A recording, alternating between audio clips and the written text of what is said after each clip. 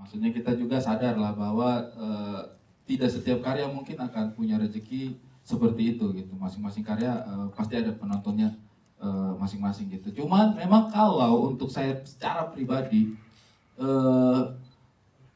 raihan jumlah penonton tertentu memang saya butuh, jujur saja. Saya sudah ngobrol juga sama Ko Ernest.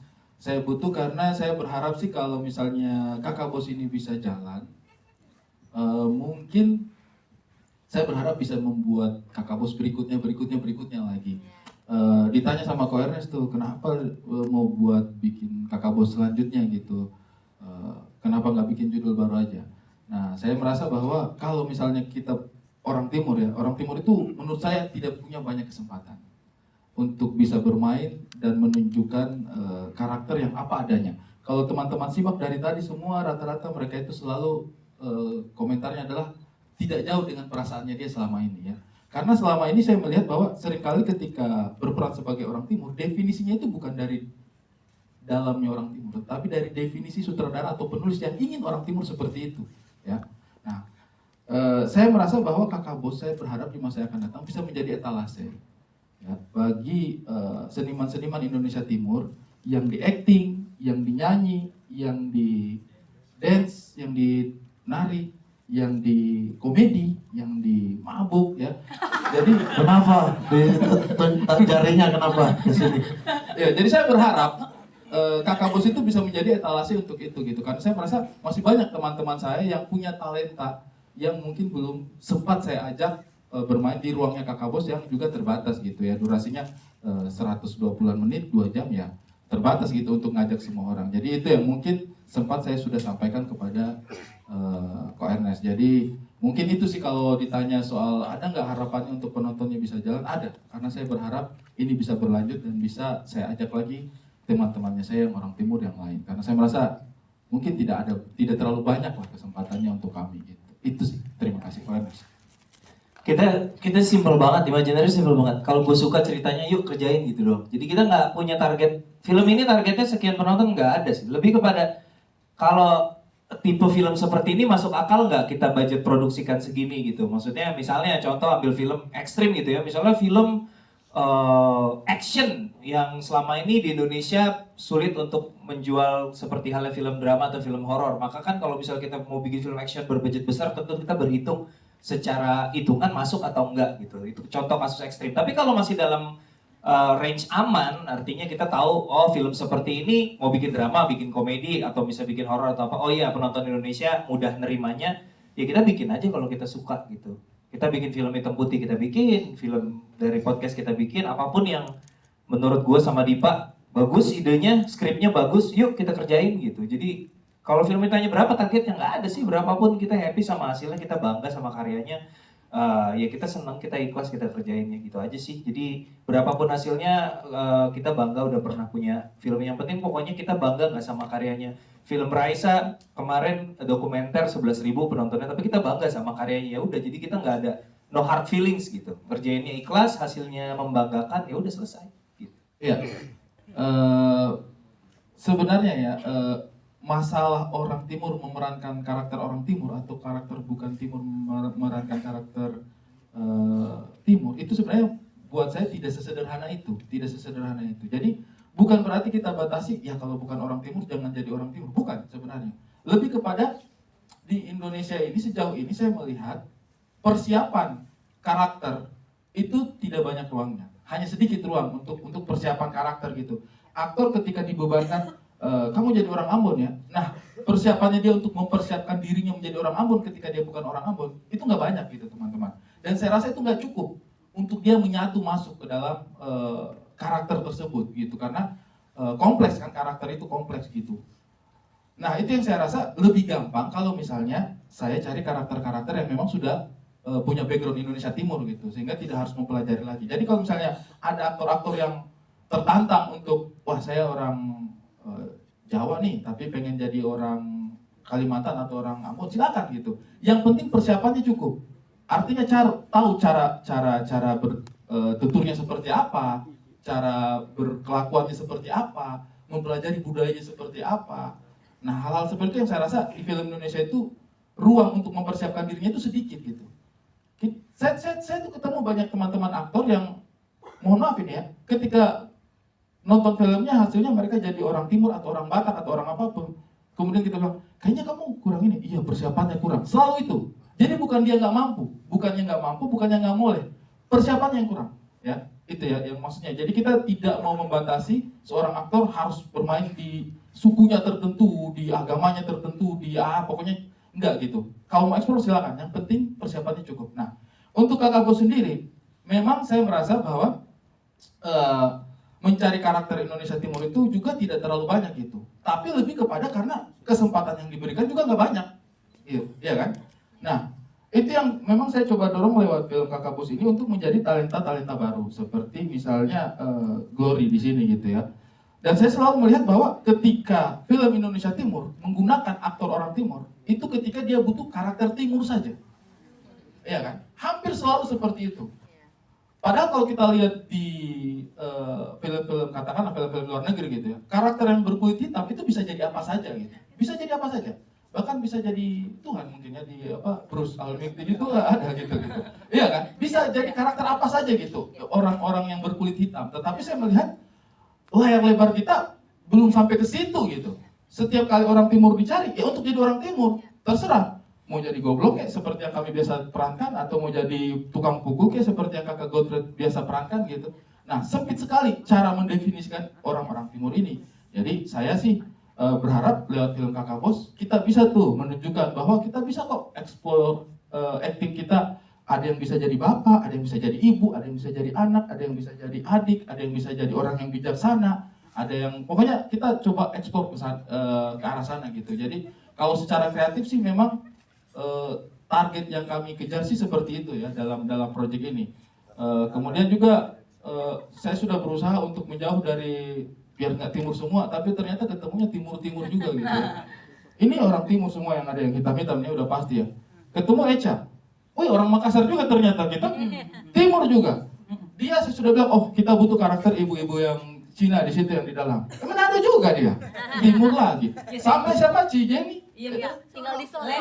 Cileni, udah Cina banget mukanya. Pas ngobrol, sorong. Yang jadi mamahnya, ceritanya mamahnya Gladys. Yang ceritanya jadi mamanya Gladys nanti, Cina banget. Orang sorong juga gitu. Jadi untuk saya pribadi sih kayak, ini proyek yang sangat menyenangkan sekali lah. Saya bisa. Tapi ada Sunda sih. Wes, tiba-tiba. Kita lihat udah, timur banget nih ternyata Sunda. Ya, itu agak saya kaget. Karena dia kan namanya Chun Sumacun. Jelek banget Jun Sumacun.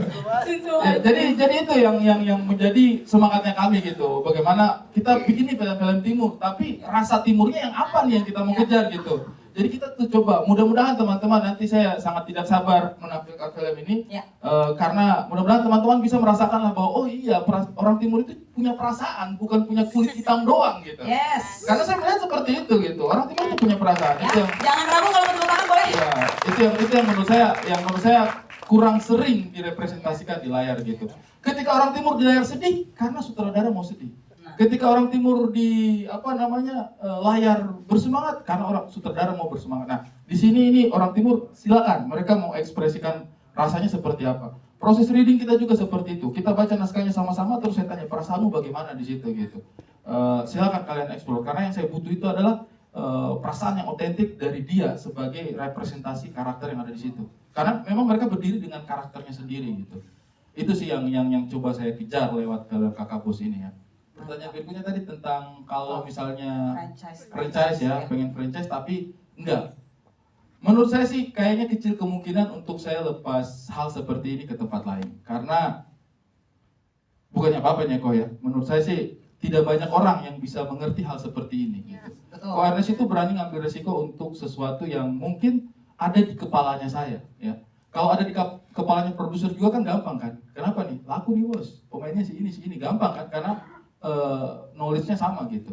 Tetapi ketika Benny bicara ngeri-ngeri sedap, itu kan kemungkinan knowledge-nya ada di kepalanya Benny.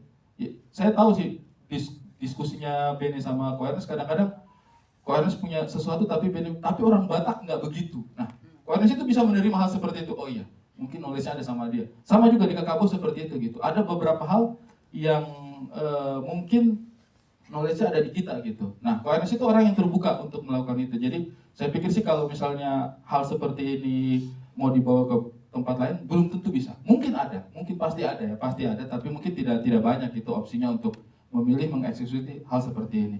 Saya berharap sih mudah-mudahan Imaginary konsisten seperti ini ya. Amin. Sudah bikin film berwarna, Yes. bikin film yang hitam putih, bikin film yang hitam banget juga udah. Iya. Bagus. Bagus. Udah, film hitam Iya. putih udah, ini film hitam banget. Bagus. Kalau tadi Jack bilang belum pernah, ya kan never say never ya. Belum pernah bukan karena mengharamkan, lebih karena belum, balik lagi yang tadi belum ada why-nya gitu. Kalau tadi kan Ari bilang alasan dia karena ada banyak lagi sisi kehidupan spektrum keseharian orang-orang timur yang belum nggak muat di film ini karena cuma satu film. Jadi itu why-nya kan ada. Jadi never say never sih sebenarnya, kayak kita Imaginary sampai sekarang belum pernah bikin horor. Bukannya haram, cuman belum nemu aja, belum ada skrip yang ketika kita baca, wah ini harus dibikin gitu. Jadi never say never, mau itu sequel, mau itu genre tertentu yang kita belum pernah bikin, bukan berarti kita tidak akan bikin. Horor timur lah nanti berikutnya ya. Apa? Horor timur. Horor timur. Udah ada yang bikin itu, udah akan Horor Indonesia Timur semua makin gelap nanti kita. Pak, nggak usah di make up. Gak usah make up. Sudah setan semua ini setan. Kayaknya tadi Mamat gak terima tahu karena tadi Bang Ari bilang iya ada yang adik, ada yang bijaksana gitu. Dia kayak kok aku cuma adik doang gak dibilang bijaksana juga. Iya, ini kok salah tunjuk bijaksana bisa ke Ko Ernest ke sini gitu. Jarinya ke Abdur bijaksana tuh tidak Salah masuk, katanya. salah. Salah katanya. Salah penempatan. Kan karakter. Oh, Bukan ya, aslinya, bukan bukan aslinya. aslinya. Bukan. Bukan aslinya ya. Oke. Saya Oke. tuh orang paling gampang gitu, kakak bos, saya butuh karakter yang bisa baku pukul dan garang. Oh, Om Godfrey, gitu kan. Saya butuh karakter gafur yang islami dan sangat bijaksana. Wah, Abdur Arsyad gitu kan. Wis. Saya butuh karakter anak yang seru banget tapi punya aura. Saya waktu casting dia ini, saya sudah casting berapa orang ketika dia Glory masuk, saya itu dia beberapa saat gitu karena kayak saya langsung ketemu dengan karakter Angel yang saya butuhkan. Saya langsung, Keren. langsung dapat gitu kan, oh, saya butuh karakter seperti itu. Saya butuh karakter ibu-ibu yang bisa menguasai suaminya. Saya butuh tuh karakter Intimidatif ya. Intimidatif. Intimidatif ya. Saya tahu dari zaman Putri Nere pacaran sampai dia menikah, orang ini intimidatif. Dia pasti tahu cara memainkan ini semua. Gitu. Ada buka-buka kartu ya Ari. Saya butuh karakter yang bisa mengekspresikan tarian yang tidak hanya sekedar tarian yang modern, juga tarian yang punya unsur etnis Indonesia Timur. Saya cari Chun gitu. Ya. Jadi saya cari sesuai. Mamat nungguin nih. Ya, Mamat nungguin nih. Mamat nungguin sorry, nih. karakter namanya reggae, iya kan? Suka pikirannya kemana-mana, Nah. iya kan? Aneh-aneh, Ya. blunder mulu. Betul. Siapa lagi Ya gitu? Mamat. Tapi Anda kan film pertama Pelukis Hantu yang OTT. Ini film bioskop pertama Ari Kriting kan? Iya. Kenapa nih dua film itu semua peran saya begini-begini? Ya udah lah terima aja Ini lah Mas. efek sutradara apa gimana? Begini, saya itu memang mengimajinasikan orang timur yang punya kemajuan. Ya. Yang ini. Tapi kan saya tidak mau terlalu tidak mau terlalu ambisius gitu. Tidak semuanya maju memang. Harus ada yang menjaga kita dari realita. Kalau penonton lihat semua, kayaknya ini terlalu menghayal ini. Masa orang timur hebat semua? Harus ada yang kayak kau, Mat. Berarti tumbal lah ya. Tumbal. Ya kalau dari saya sih, gini, saya kenal Ari udah cukup lama. Dari tahun berapa nih? 2013 ya Ari bergabung di manajemen kita. 2013 tapi kita ketemu 2011 ya. Iya betul. Iya, 2011 Desember. Desember. Jadi orang timur tuh kan sebenarnya tipikalnya banyak. Cuman memang itu dia. Balik lagi Indonesia Timur, orang Indonesia Timur selalu dianggap negatif. Jadi ketika saya pertama kali baca skrip ini, saya tidak melihat bahwa ini orang Indonesia Timur yang kayak biasa gitu. Ini bahwa orang Indonesia Timur yang perlu kita kasih lihat ke orang-orang. Makanya ketika kita bikin trailer pertama kali, kita juga lumayan lama berdiskusinya bahwa jangan sampai lagi-lagi kita ngasih lihat orang Indonesia Timur yang doyan mukulin orang. Karena kan tadi kalau dilihat ada fightingnya juga kan. Itu kita mencari cara supaya orang melihat Indonesia Timur dari sisi lain gitu. Kalau nanti teman-teman nonton sepenuhnya pada saat 29 Agustus atau nanti pada saat press screening ya, teman-teman akan melihat bahwa ini adalah benar-benar pure Indonesia Timur yang berbeda. Indonesia Timur yang ada di ibu kota, Indonesia Timur yang tetap ada sisi timurnya yang keras, tapi sebenarnya mereka punya hati yang lembut. Itu akan ada di sini semua. Itu. Jadi kita berusaha menampilkan kejujuran orang Indonesia Timur dari dua sisi yang berbeda. Jadi tetap ada kerasnya, tapi tetap ada kelembutan juga. Itu yang kita pastikan ketika ngedit, kita harus punya sense yang bisa diterima oleh seluruh masyarakat Indonesia, bukan cuma orang Indonesia Timur itu sih. Karena kan lagi-lagi ketika lihat orang Indonesia Timur, paling nanti kakak bos ujung-ujungnya miskin, atau kakak bos ujung-ujungnya mukulin orang. Gitu kita mencari hasil editan yang bisa diterima oleh banyak orang sih itu. Ari kalau mau nambahin boleh. Ya kalau saya sih optimis ya, saya optimis bahwa film Kakak Bos ini akan membuat teman-teman dekat dengan profil orang timur di kepalanya teman-teman. Jadi bukan lagi orang timur yang mau disuguhi oleh layar, tetapi orang timur yang dekat di kepalanya teman-teman. Sekarang saya tanya deh, di sini siapa yang punya teman orang timur yang rumahnya jauh dari sekolah? Boleh tepuk tangan?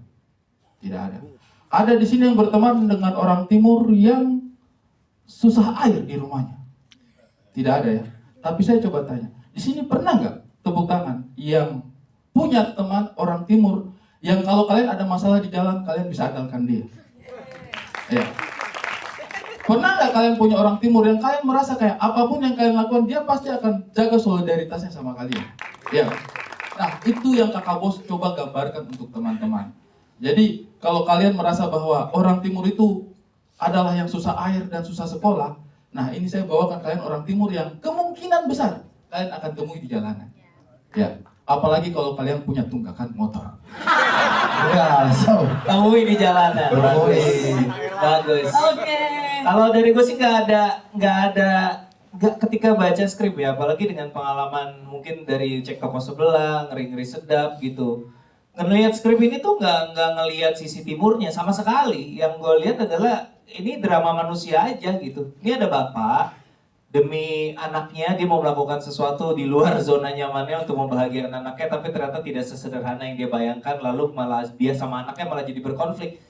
Jadi gue ngelihatnya dari sisi humanismenya aja, dari sisi Kebetulan yang main Indonesia Timur. Kebetulan keluarganya keluarga Indonesia Timur, sama aja cek toko sebelah mau diganti keluarga Cina jadi keluarga apapun bisa juga gitu. Jadi memang pada dasarnya at the end, at the very heart, at the very core ya ini semua tentang human drama. Itu yang membuat kita nggak khawatir kalau pemerannya semua Indonesia Timur, ini film untuk hanya teman-teman kita yang timur. Enggak sih, enggak. Ngeri sedap juga Sama ketika bikin ngeri-ngeri sedap kan, sebenarnya bukan kita bikin buat orang Batak juga. Iya, buat siapapun bisa menikmati selama kita bikin dalam bahasa Indonesia. Sebenarnya itu yang penting. Kalau kita mulai masuk ke ranah bahasa daerah, itu lebih menantang pasti. Karena itu sedikit banyak kita membuat penonton teralienasi gitu. Ada rasa kayak, oh ini mungkin film bukan buat gua kali ya, ini mungkin buat orang timur aja gitu. Seandainya film ini dalam bahasa timur. Tapi tentu ada dialek, tentu kita nggak berusaha menghilangkan dialek-dialek, logat dan segala macam. Tapi bahasa Indonesia rasanya cukup untuk menjembatani antara keluarga ini dan keluarga dari suku manapun di antara penonton. Oke, baik. Mamat sempat beride bahasa Inggris sebenarnya. Wow, Ya. kejauhan, Mat, kejauhan. Tapi kita takut jadi kayak film Afrika. Iya, iya. Takutnya Afrika TV show gitu Afrika kan TV show, jadinya. kan. Iya. Anyway, saya dalam kesempatan ini juga mau minta apresiasinya untuk Jun karena salah satu yang menggerakkan kami juga untuk bisa bikin film ini, Jun. Selama ini ada ini film ini mewakili banyak keresahan. Jadi ini mungkin yang belum tersampaikan, Jun ya. Orang timur itu kan identiknya sama nyanyi, iya kan? Terus mungkin fight sama dance juga. Jadi di sini memang saya kerjasama dengan Jun juga untuk bisa bagaimana menaruh elemen tari-tarian itu yang bisa menjembatani antara tari-tarian yang modern dengan tari-tarian tradisional. Dan saya terima kasih sekali Jun juga mau berpartisipasi Terima di film kasih ini banyak, Kakak Jun. sehingga Kakak Bos menjadi lengkap gitu. Ya. Ini buat teman-teman tahu ya, setiap hari ketika mereka syuting, ketika break, apa yang mereka lakukan? Menari. Menari. Jadi kalau kalian buka feednya Ari masih lah, di scroll aja ke belakang ke bawah, itu masih ada. Mereka kerjaannya ya nari bareng-bareng. Yes. Tugas kita hanya merekam.